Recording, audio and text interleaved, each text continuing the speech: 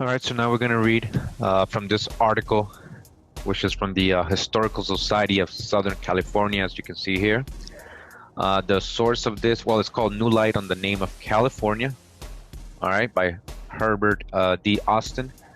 The source of this is the annual publication of the Historical Society of Southern California, Volume 12, Number 3, from 1923, pages 29 to 31. Your knife says, in it figures a wild and wonderful island called California. All right, we're talking about the exploits of Esplandian from 1510. All right, an island, a wonderful island called California. Remember what I showed you in the beginning?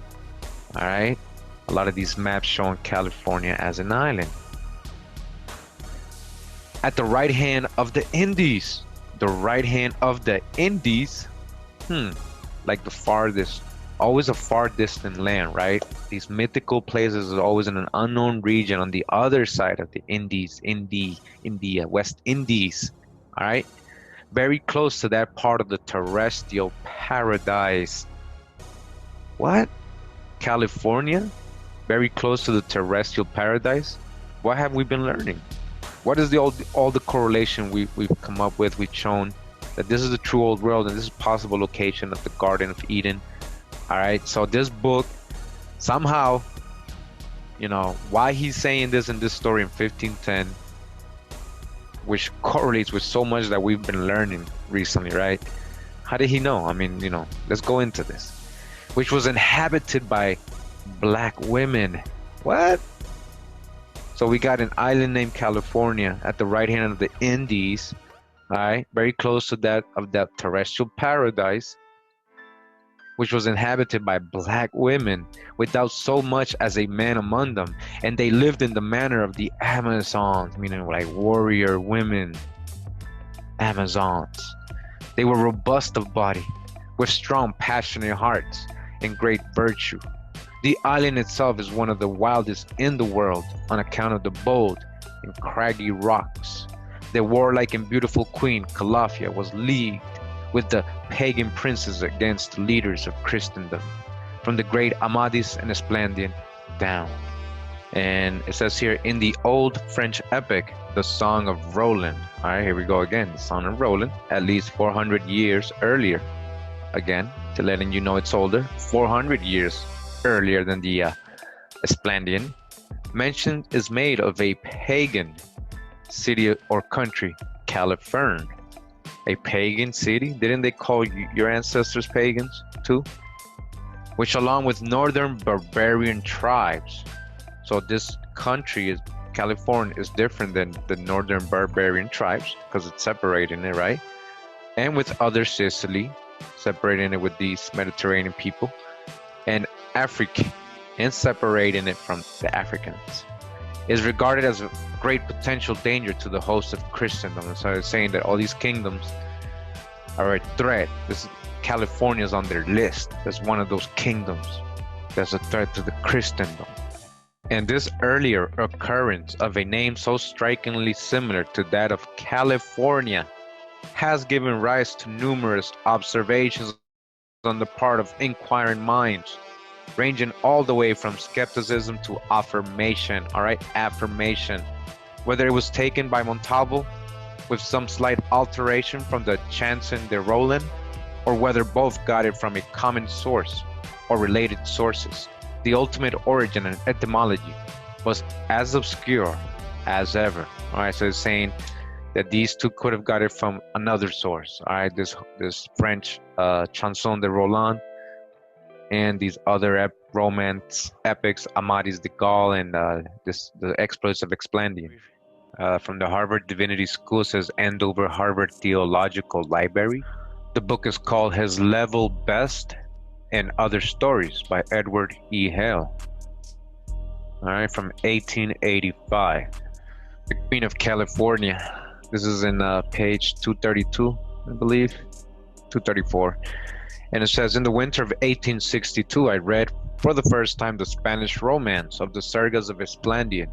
It is sometimes cited as the first book of Amadis of Gaul, but is by Garcia Ordóñez de Montalvo, the translator of Amadis, a workman very inferior to Lobeda, who must be rated, I think, very highly among the writers of narrative, come into the illusion in this forgotten romance to the island of California, very near to the terrestrial paradise.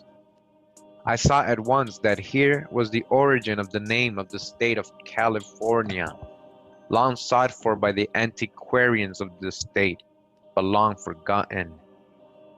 For the romance seems to have been published in 1510. The edition of 1521 is now in existence, while our California, even the peninsula of that name, was not discovered by the Spaniards till 1526 and was not named California till 1535. All right, so you see the timelines. All right, how fast could that story have spread to all these Spaniards, and why would they just say, oh, this is the one, California? They would have to have been so sure, right? They were sure of something. All right, as we're going to see what Cortez says. At the next meeting of the American Antiquarian Society, I called their attention to this derivation of the name, and it has since been universally recognized as the origin of the name now so familiar to us. The romance of its blending is now so rare that I translated for the Atlantic Monthly all the parts which relate to the Queen of California, and I now republish them. The reader may be interested in examining first the history of the discussion of the subject and then of the romance. The name of California was given by Cortez, who discovered the peninsula in the year 1535. All right, again, we're going to get into what Cortez said. For the statement that he named it, we have the authority of Herrera. It is proved, I think, that the expedition of Mendoza in 1532 did not see California. It is certain that they gave it no name. Humboldt cited in the archives of Mexico a statement in manuscript that it was discovered in 1526. But for this there is no other authority. There is no other authority. It is certain that the name does not appear till 1535. All right, so again, we get a lot of opinions. A lot of different people, historians and people from different times had their opinion on why this place was called California. You see, it must have been anciently already been called that. And everybody's trying to figure it out. Even back in 1500s, 1600s, 1700s, they're trying to figure out why it was named California. All right. Continues, says, I am told that the Reverend Dean Trench in one of his etymological works suggests that the Greek, and I don't read Greek, says implying that the province seemed to the early settlers to have the attractions of a beautiful adultery. I have not myself found this passage, but I remember Mr. Powers, the sculptor, represents California as a naked woman, seductive in front, but concealing a torn bush in her hands behind. And he describes his statue as intended to represent her false seductions. Oh, that's interesting. So Mr. Powers depicts California as a naked woman. Well, why a woman? And why is the emblem of America a woman, an indigenous woman, right? And it's in California. All right. And what is the state seal of California? And it says here, a naked woman, seductive in front, but concealing a torn bush in her hands behind. Sounds like Eve, doesn't it? And he describes his statue as intended to represent her false seductions. Of this etymology, it is enough to say that Cortez and his men knew nothing of the seductions, never finding gold or anything else tempting there, and that the theory requires more, yet worse, scholarship at their hands than that of Calida Fornax. All right, so those are like wild etymologies, as he's saying. Of all such speculations, Mr. Greenhouse says very fitly, none of them are satisfactory or even ingenious. It is in the worthless romance of the Serjas of Explandian, the son of Amadis of Gaul, a book long since deservedly forgotten, that there is to be found the source from which the adventurers transferred the name California to the new region of their discovery. Towards the close of this romance, the various Christian knights assembled to defend the emperors of the Greeks and the cities of Constantinople against the attack of the Turks and infidels. On this occasion, in a romance published first in 1510. All right, got that already. 25 years before Cortez discovered the American California. The name appears with precisely our spelling in the following passage. Again, we're going to get this many times. Know that on the right hand of the Indies there is an island. It's called California, very near to the terrestrial paradise, which was peopled with black women without any men among them because they were accustomed to live after the fashion of Amazons. They were of strong, hardened bodies, of ardent courage, and of great force.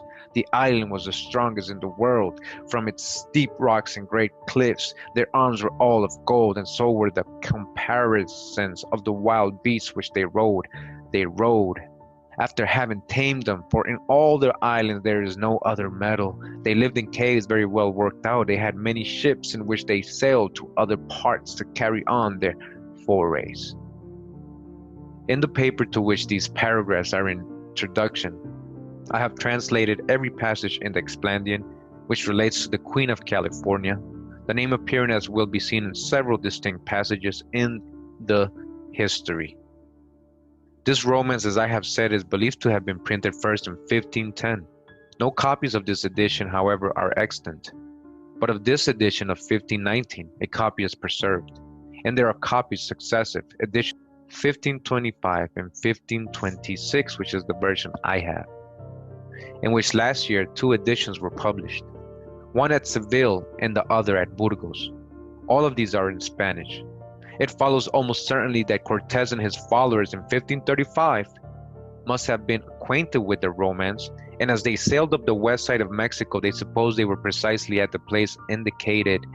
So why would Cortez and his people suppose? Why did they start saying, yo, this is California, this is the one in the romance? He knew it was precisely at the place indicated, precisely in the right hand of the Indies, in the right hand of the Indies, right? All these books, history books, they're called History of the Indies, of the New World or New Spain, Indies. On the right hand of the Indies, there is an island near the terrestrial paradise. It will be remembered also that by sailing in the same direction, Columbus in his letter to the sovereign says, he shall be sailing towards the terrestrial paradise. Let me go back. Whoa. It will be remembered. Yo, you got to remember that by sailing in the same direction, all right, Columbus in his letter to the sovereign says he shall be sailing towards the terrestrial paradise. Columbus knew he was going to the terrestrial paradise.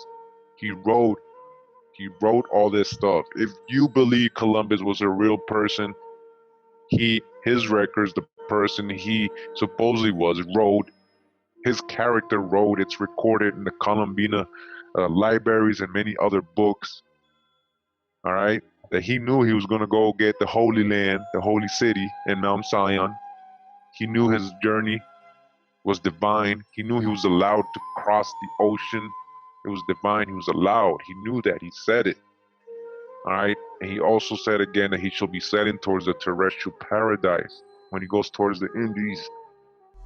Says, I can see the excitement which this title arouses as it flashes across the Sierras, down the valleys and into the various reading rooms and parlors of the Golden City of the Golden State, as the San Francisco Bulletin announces someday that in the Atlantic Monthly, issued in Boston the day before, one of the articles is on the Queen of California.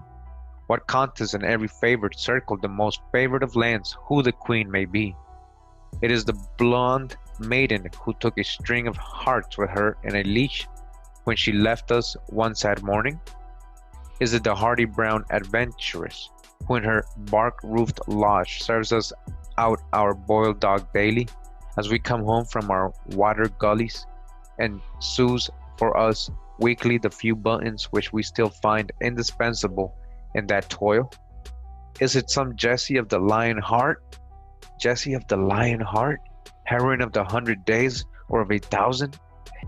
Rush upon the newsboy, who then brings forth the bale of this journal, for the multitude to find that the Queen of California, of whom we write is no modern queen, but that she reigned some 555 years ago.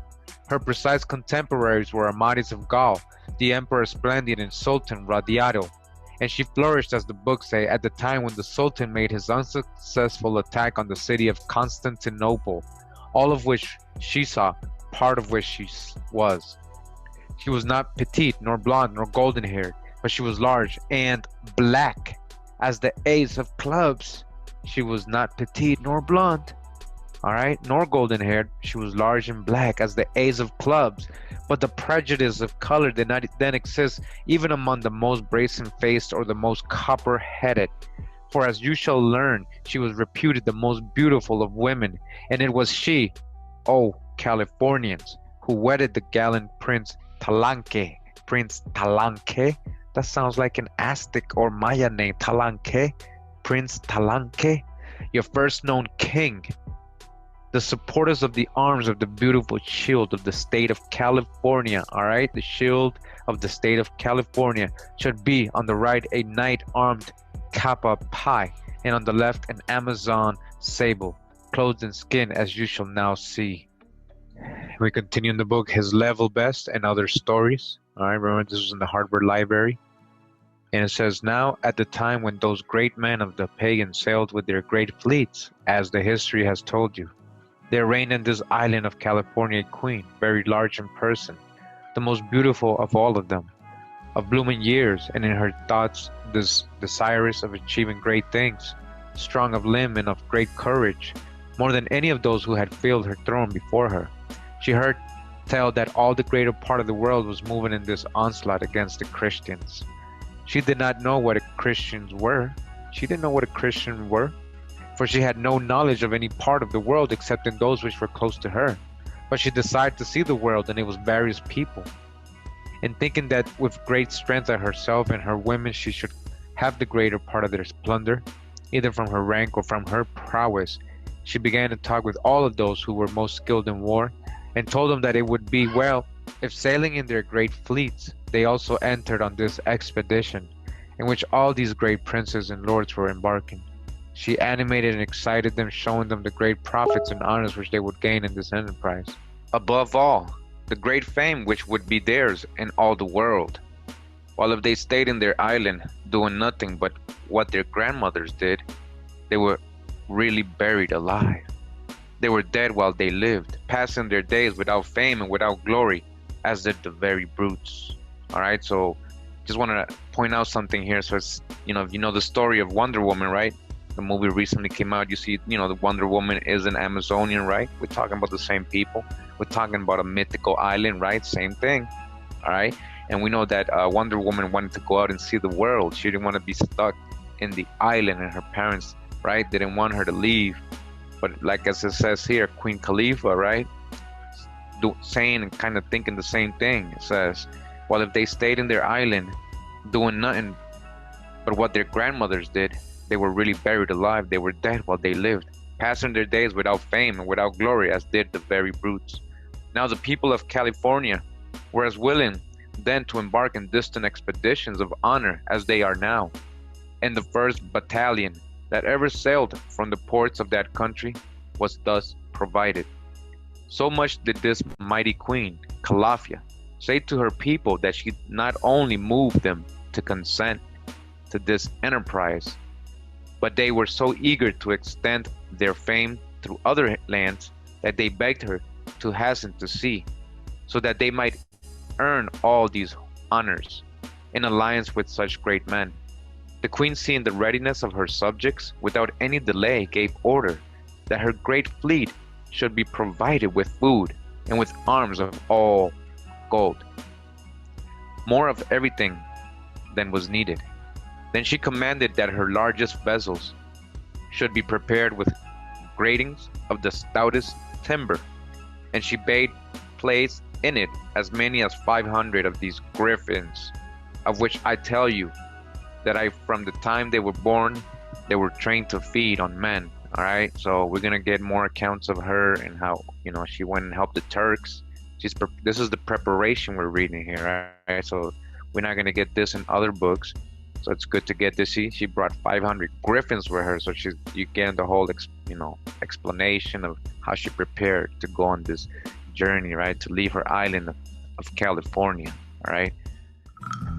All right, so now we're going into this scholarly journal or magazine called the California Historical Society Quarterly.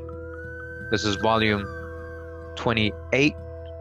This is from 1949. California Historical Society, San Francisco. All right. So this is on page 23 of this quarterly journal. And again, it's California, a possible derivation of the name by A.E. Sokol. The generally accepted theory regarding the application of the name California is the one offered in 1862 by the Reverend Dr. Edward Everett Hale. According to this theory, the word occurred first in a Spanish novel, Las Sergas de Esplandian. All right, I'm going to get into that.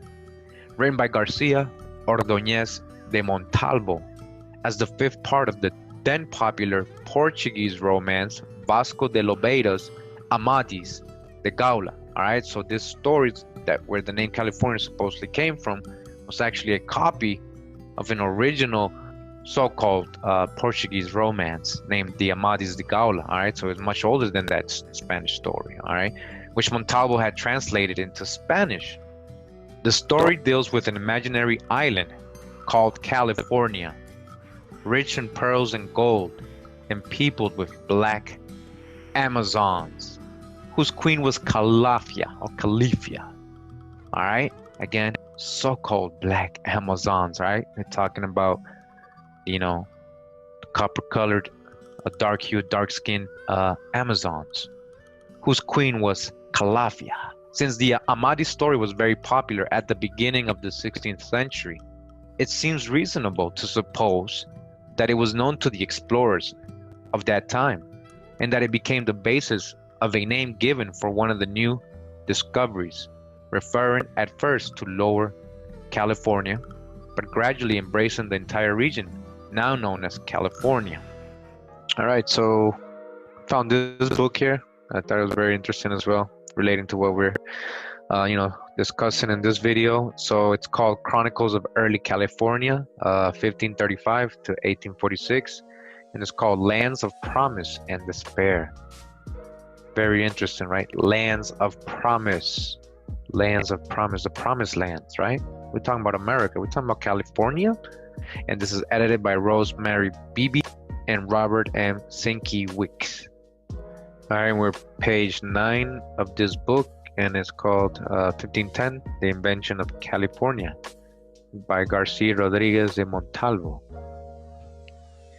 And it says here, the name California first appeared in a work published in Seville in 1510 by Garcia Rodriguez de Montalvo, entitled The Labors of the Very Brave Knight Esplandian. All right, so we already got in the other journal that the name California was actually around way before that. All right, but we're just gonna read this just for reference, right? It says Rodriguez de Montalvo was born in the middle of the 15th century. He participated in the final phases of the Reconquista and was knighted for his service at Alhama de Granada in 1482. By the 1490s, he was hard at work on his 5-volume set, Amadis de Gaula, one of the first of many published books of fiction on the themes of chivalry and courtly love, which so captivated the Spanish reading public during the age of exploration and conquest. The first 4 volumes represented Rodriguez Montalvo's reworking of oral legends that were centuries old. The 5th volume, whose composition was begun in the 1490s and which was partly influenced by the tales brought back to Spain by Columbus and the early explorers, was Rodriguez Montalvo's own creation.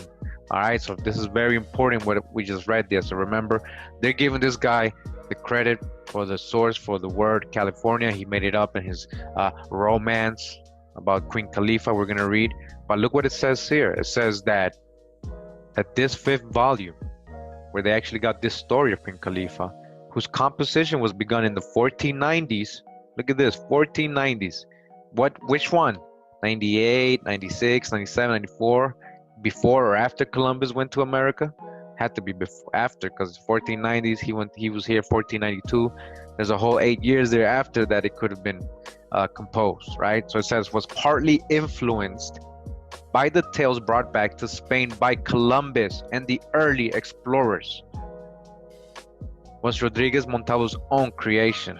So this composition that Montalvo did, again, this was his own creation, basically inspired by tales brought back by Columbus. I wonder what Columbus told him. All right. It concerned the adventures of Esplandian, the son of Amadis. The passage reproduced below is taken from chapter 157 of the book.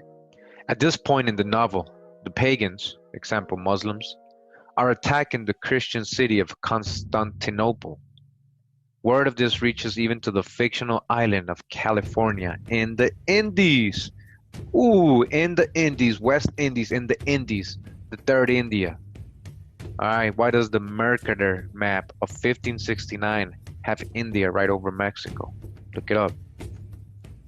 All right, so again, the word reached all the way to the so-called fictional island of California in the Indies. It is inhabited only by women and ruled by a queen named Calafia. She convinces her women to join the pagan alliance and they sail to Constantinople. So they're saying that Queen Califa, Caliph, right? Caliph, isn't that like a Muslim word? Teamed up with the Muslims. She teamed up with the Muslims. Who is this Queen Califa? They're fabled griffins, creatures with the heads of wings of eagles but the bodies of lions. Are we talking about dragons? These so-called griffins, dragons, proved to be especially formidable fighters and capture and kill many Christian defenders of the city. But the griffins are unable to distinguish between Christian and pagan males and soon take to killing Califia's allies as well. It says here the names Calafia and California were rooted in the Arabic word Khalifa, which enters English as Caliph. The use of the word is clearly meant to call to mind the Reconquista. In the novel, California is consistently associated with gold and wealth. Gold and wealth. Where was the gold rush, everybody? California, right? So is this just a novel? Queen Calafia and her women left the sea to enter the battle, wearing their golden armor that was studded all over with very precious stones, which were found on California Island as abundantly as rocks in a field. In her challenge to Amadis and Esplandians, Calafia identified herself as a very courageous ruler of California Island, where an amazing abundance of gold and precious stones are found. When Calafia went to meet Esplandian to formalize the challenge, her robes were made entirely of gold and many precious stones. Also, she wore a finely designed headdress with a huge volume of twists and turns, and when she finally put it on her head, it was like a capelline. It was made completely of gold and studded with gems of great value. In this work of fiction, California is associated with wealth, conquest, indigenous people, listen to that, indigenous people who are willing to convert to Christianity? Doesn't that sound familiar?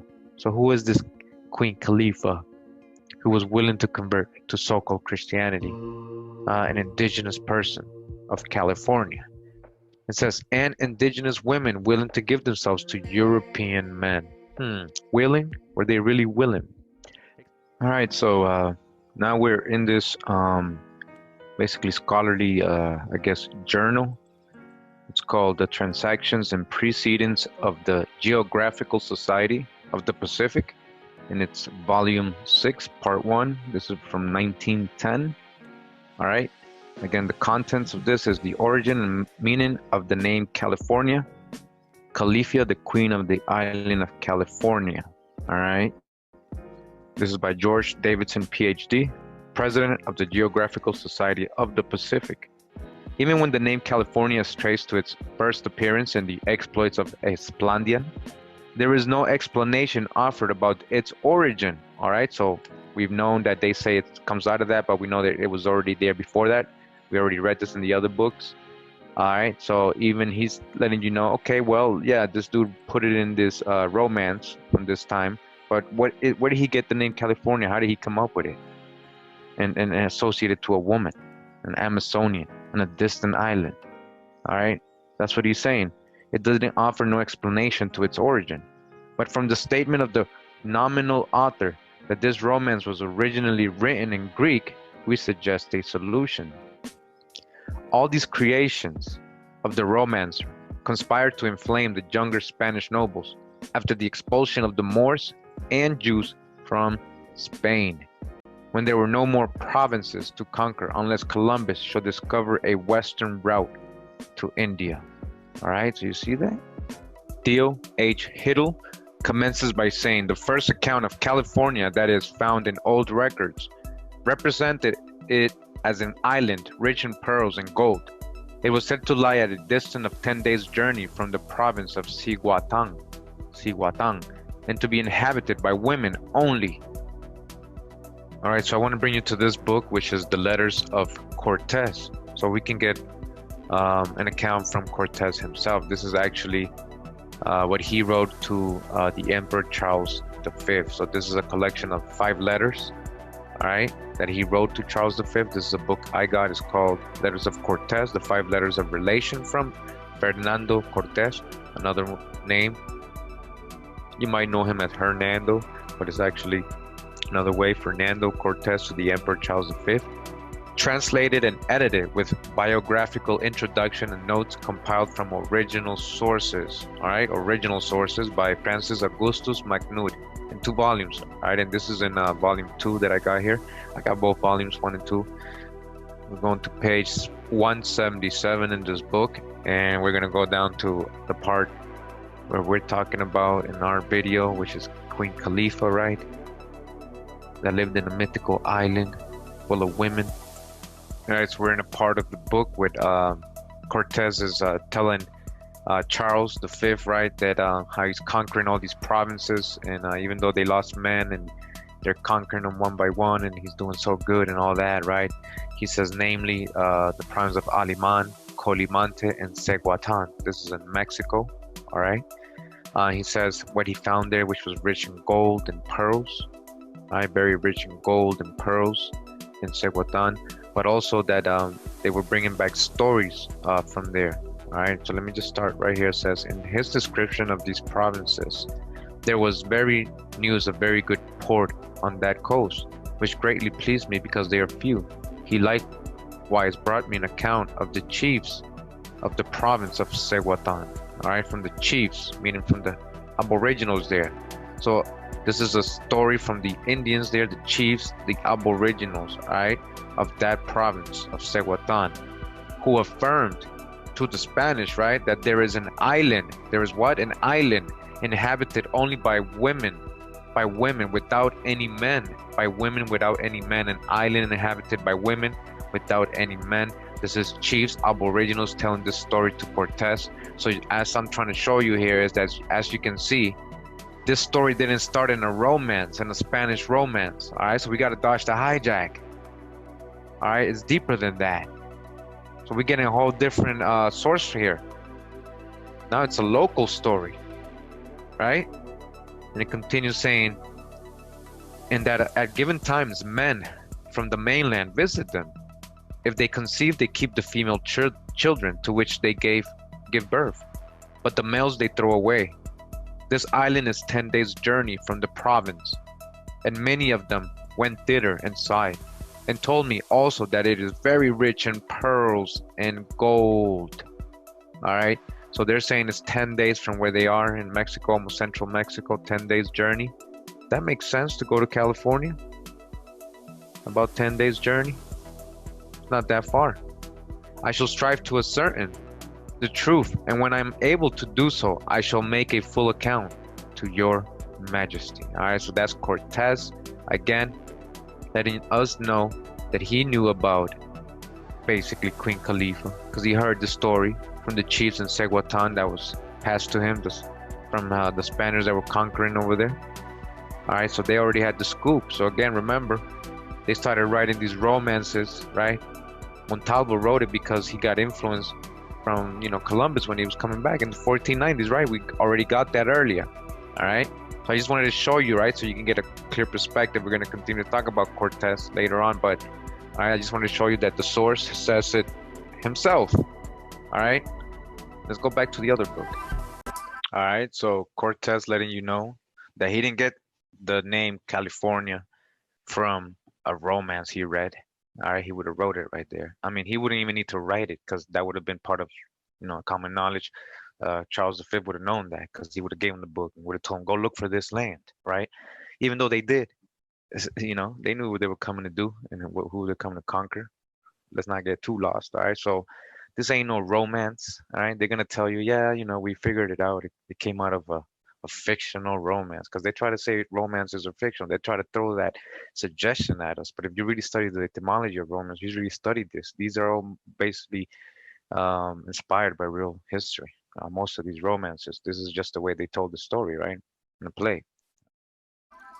Such was the strange story brought to Mexico from Colima by Gonzalo de Sandoval and transmitted by Cortez to the Emperor Charles V. All right, so this is what Hernando Cortez, was telling Emperor Charles V, all right, who also invaded the Incas.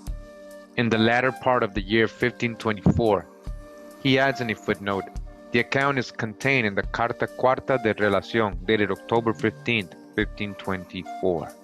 So we're in this part of the book, which is called the Mythical Amazons, the Griffins in the Terrestrial Paradise, or the Garden of Eden, right? Ancient medals and monuments represent the Amazons in warlike costume. They used bows and arrows, javelins, and axes of peculiar shape, and bucklers in the form of a half moon. They are said to have founded an empire along the south and east coast of the Black Sea, with their principal seat on the river Thermodon, which empties near the southernmost part of the sea. All right, so now what they're reading is the story of the Greeks, how they talk about the ancient Amazonian women fighters, right? Like we all know Sheena, that old TV show, Sheena or Sina, all right? Homer relates that when Priam was encamped with the Phrygians of the banks of the Sangarius, the Amazons, equal to men, joined them. Their queen, Penthesilea, who invented the battle axe, aided in the defense of Troy. Herodotus particularly describes the battle fought between the Greeks and the Amazons on the Thermodon, with their defeat and being carried into captivity. So with their defeat, so the Greeks beat the Amazons. All right, very important. Francisco de Orellana's chronicler, the Dominican Fray Gaspar de Carvajal, transplanted the fable to regions of the Amazon River in the wild search for El Hombre Dorado, or the Golden Man. Not El Dorado, like a place. It actually was a person. In 1522, Cortez sent Gonzalo de Sandoval to succor Cristobal de Olid, who had gone to Colima. And from him, we have the report of a very rich island, peopled with Amazons, 10 days' journey from Colima. This legend appears in the fourth letter of Cortez to the Emperor Carlos V, dated October 15th, 1524. I reporting women warriors, an island of women warriors in America. That's what he's saying. In 1529, a large expedition left Mexico to continue the discoveries of Olid and Sandoval, but especially to reach the island. In the Historia de Nueva España, escrita por su esclarecido conquistador Hernán Cortés, aumentada con otros documentos, all right, augmented with other documents. So they're talking about this book that Hernán Cortés wrote, all right. So as this story is given in detail, as a matter of history, it eventually killed the legend of the Amazons. All right, so we read that earlier, how Hernán Cortés mentions the island of California peopled by women warriors. So it killed the fact, like it debunked that it was a legend, is basically what he's saying. Eventually killed the legend of Amazon as a matter of history. All right, this was in detail as a matter of history. It eventually killed the legend of the Amazon, the legend. It was real, all right? All right, so Cortez killed the legend when he wrote to Charles V saying that, hey, there's an island here with Amazonian women. He confirmed the legend and killed it. All right, he made it a matter of history.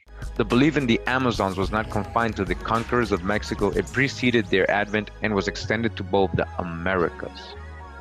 It says Columbus heard of the Amazons on his first voyage. In his letter of March 4, 1493, and speaking of the Caribs, he says, they are the same who have intercourse with the women on the first island, which is found on the voyage from Spain to the Indies, on which no men live. These do not follow any womanly occupations, but use bows and arrows of cane, like those mentioned above, and cover, and arm themselves with brazen plates, of which they have many. Had women warriors, they had brazen plates, they fought bows and arrows. It was mostly women. So there was groups of these, seems like there was groups of these Amazons everywhere in the Americas, all right? The legend appears first in the fourth letter of Cortez to the Emperor Carlos V or Charles V, dated October 15th, 1524. And among the reports which he, Gonzalo Sandoval, brought from that province, Colima, was an account of a very good harbor, a Puerto Escondido or a hidden harbor, Acapulco, in question marks, which was found on that coast. And also he told me of the lords of the province of Guatang, that many of them asserted there was an island inhabited only by women, without any grown man among them, and that from time to time men went out to them from the mainland. When they bore daughters, they kept them, but the sons were put away. This island is 10 days' distance from the province, and many of the principal men had gone there from the province and had seen them. I was also told they were rich in pearls and gold. All right, page 114. This is from Hernan Cortez's own words to Charles V, all right, his boy. All right. And he's clearly telling you, all right, because this matches basically, we already read the story of Queen Califa, right? How they would only keep the baby, the female children, and they say they would kill the males, throw them in the water, feed them to the Griffins, all right?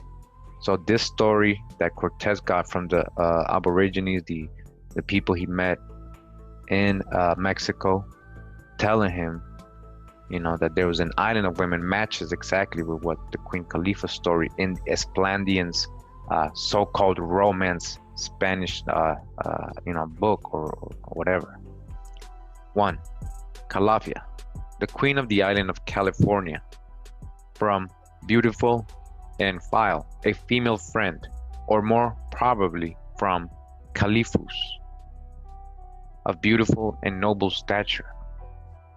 La muy esforzada reina Calafia, señora de la gran isla California, donde grande de abundancia el oro y las preciosas piedras decrían. Of beautiful growth and shape was the Queen of California, who gave such unexpected and marvelous succor to the Turks against the Christians who were defending Constantinople. She was of majestic proportions, more beautiful than all other women, and in the full flush and vigor of her womanhood. The name Calafia is introduced 17 times.